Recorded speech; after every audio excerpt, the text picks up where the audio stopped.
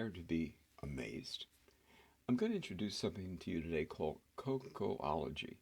It's from Japan, and it is a very short little exercise that I promise you will amaze you. It's a way of getting insight into your personality through a guided image. It's also a very, very useful technique to train yourself in how to do hypnosis. There's an art to being hypnotized. Since most of the time we're in our analytical mind, our yes, no, good, bad, right, wrong, figuring things out mind, hypnosis is about bypassing that to get to your subconscious. So the art of being hypnotized is allowing whatever comes up when you're working with a hypnotist to be there.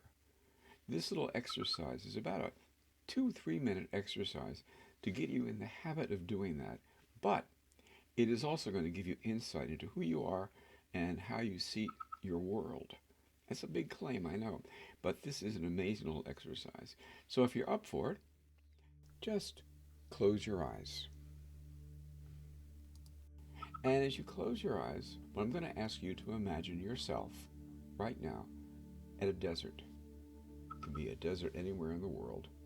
Desert that you see. Imagine as best you can. If we were working together personally, I would get you to nod that you're seeing a desert. Now imagine, on the count of three, that into this image of the desert pops a cube. Whatever that means to you. Imagine a cube popping into the desert on the count of three. 1, 2, 3. Let it be there. Notice how large it is. Notice where it is. Notice if you can see through it, or if it's opaque, if it has a color. Good. And just keeping that cube in mind. On the count of three again, I'm going to ask you to imagine a ladder. To just picture a ladder. Any kind of ladder that comes into your mind. 1, 2, 3. Okay, see the ladder now. You're in the desert. You've got your cube. But imagining a ladder. Keep in mind, it's the first thing that comes into your mind. It doesn't have to be perfect. It doesn't have to be very, very vivid. Just the first thing. And again, if we were in the office, I'd ask you to nod so I can know you'd seen a ladder. So now you're in the desert. You've got your cube there. Maybe it's not prominent in your mind, but it's there. You got your ladder. Now on the count of three, I'm going to ask you to imagine a storm. On the count of three, to picture a storm. Okay? 1, 2, 3. See it. There's a storm. It could be whatever kind of storm comes to mind. And again, if we were working together, I'd ask you to nod so I can know you have seen a storm. Perfect. Now the final thing, on the count of three again. I'm going to ask you to imagine, as clear as you can, but taking the first thing that pops into your mind. On the count of three, imagine right over there is a horse. 1, 2, 3. Imagine a horse. See the horse. Good. Now, you can open your eyes. Let me tell you what this little exercise means. The cube, that represents how you see yourself in the world. Okay? Your cube is how you see yourself. The material is made out of what your feelings and the kind of front you put up. If it's transparent, you tend to present your feelings honestly. What you see is what you get. If it's opaque, can't see through it, you keep parts of yourself hidden from the world. Now you're listening to this analysis, hopefully from the point of view of, does any of this ring true?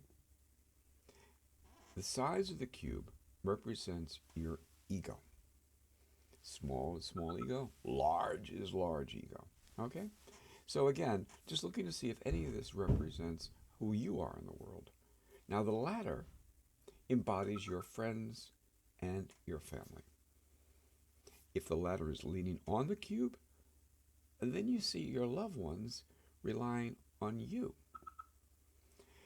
Is the ladder bigger or smaller than the cube? Well, this can determine how important these relationships are in your life. Now, if the ladder happens to be leaning on the cube, well, then you've got a very strong impression that people are leaning on you, on your essence. How are we doing so far? Any of this sounding right? If you got a good, strong ladder, it means you feel very supported, right? You know, a strong ladder says you're supported. You got a family, and you can rely on them. The horse is your significant other. That's right. It can be ideal. If it's big and strong, then you're likely to feel protected and safe in romantic relationships.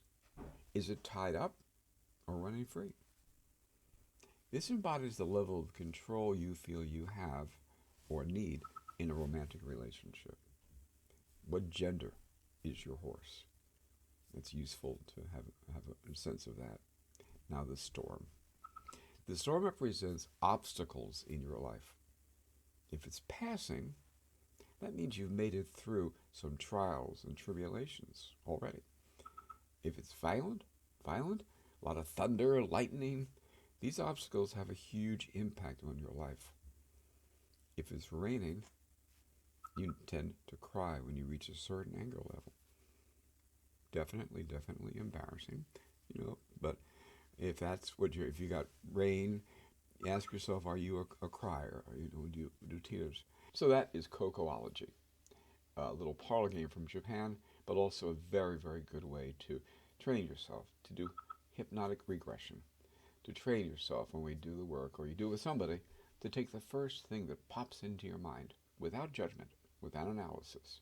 And when you do that, you may never know where you're going to end up. It may be somewhere surprisingly much, much better than where you were.